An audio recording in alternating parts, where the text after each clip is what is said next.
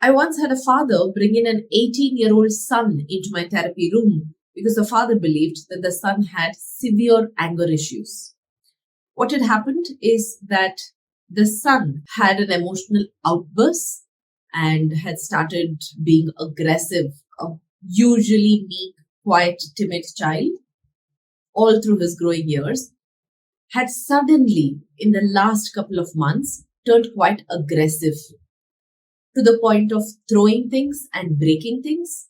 And it had now come to a point where the son was threatening to use violence against the parents. There was no violence used, but there was a threat to use violence.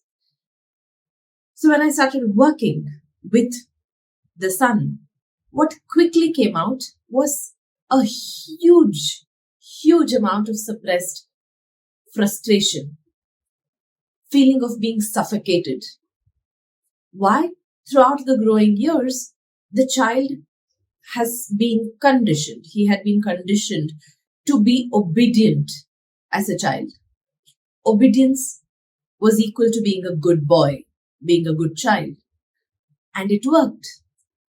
But as he was getting into teenage, he started to build his own identity, and it became more and more difficult to stay true to who he wanted to be, what he wanted to experiment with in his personality versus the demands of the parents.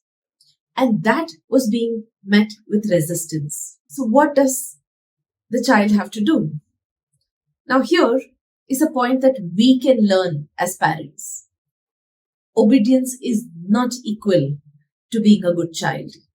Obedience simply means the child is listening to us. Does that mean the child is learning to think? Does that mean the child is really happy with what they have?